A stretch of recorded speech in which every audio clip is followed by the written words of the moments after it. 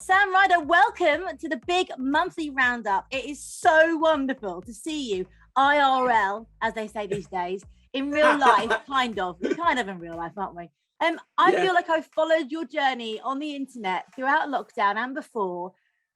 Talk to me about what's been going on. And for those that don't know, just explain a little bit about who you are. Yeah, well, first of all, big up, Lucy. Thanks so much for having me. So stoked. Getting here to this point has been like the product of, I guess, me just standing in this corner and really getting to the crux of what I enjoyed doing in music, and that was just singing, you know, and tearing down all the barriers in the way of doing that, whether it was like recording proper demos down microphones and making these like long videos that were nice and artsy but no one really cared about. So tearing all that away and just singing into my phone, do you know what I mean? That was just getting back to basics for me, and it seemed to work.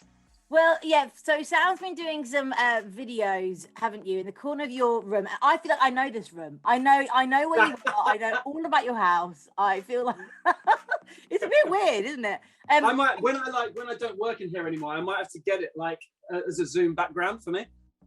Maybe it is already. Yeah, exactly. Is it real? So yeah, you sing these amazing songs, like really well-known songs. Is it just a minute, isn't it? Really short one. Yeah. But, you always tag the person that you sing, and you tag the people that are around them, because of course you want them to see it. So I want to ask the writers and everything, which I think is cool. Like I know the people that wrote some of these songs, you know, and they're absolute legends in their own right.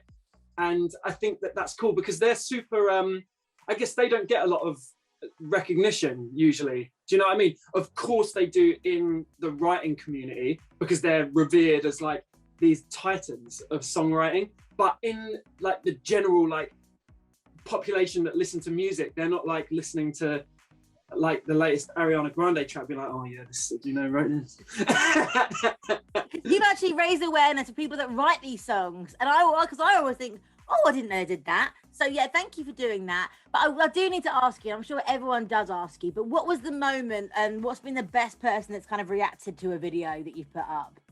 So for me, I guess that the first person that did it was Sia. And that was amazing because I'm just I was actually listening to so much Sia at the time. And but yeah, that was incredible because not only is she just an absolute goddess singer, but just an amazing energy and a human being as well. And so that was really cool. A real like nod that I was doing like something right with my life, maybe. Well, people definitely like you, Sam. Your UK tour sold out in under 72 hours. Yeah, now that's 3 days, I think, in my head, right? That's pretty quick. What was your reaction when you found out people actually want to come and see you? Matt, it was, I can't explain it because, well, I did a show at Dalston Roof Park, which was it was essentially my first gig, but it was also a bit of a showcase. It was like free tickets. So you just signed up and like the first people to sign up would get an email. And I remember it was about, I don't know, 5 o'clock or something that doors opened and there were 12 people that walked up the stairs. And I started worrying. I was like, oh God, this is only like an internet thing. Do you know what I mean? And which would be true. Like the internet is one thing, but actually getting people out of their houses to see us, totally different ball game. So I went into the backstage to like warm up and like drink some tea and like just get ready. And I was really nervous because I was like, oh God, there's no one here. And then I walked out and the place was absolutely packed. Wembley! I know, and I got on stage and I like started the set and then I caught like my mum in the crowd and I was like, oh God, I'm gonna break down. I'm gonna start crying.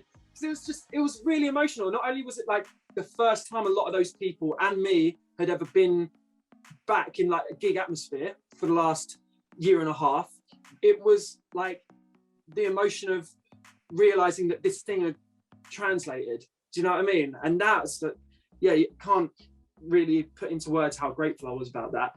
And then you're going to be playing in front of humans, or you know, you've got loads of time. And this time they're paid.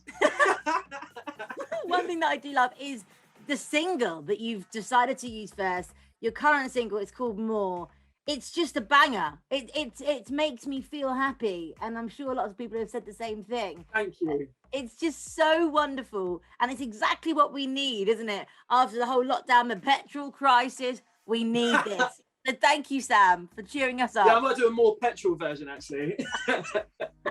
It's wonderful. The video is so special. I was slightly worried at the end that you just walk off to the barber shop and get your head shaved, but you didn't, and that made talk me through having a professional video shot like that. Like, I think there's a temptation when you're making a first video to try and like show people how cool you might be. Do you know what I mean? Like, and be edgy in some way. But I'm not cool, so you are.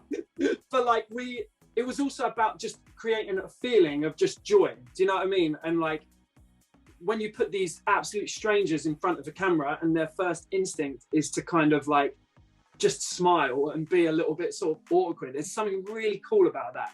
And yeah, I enjoyed it.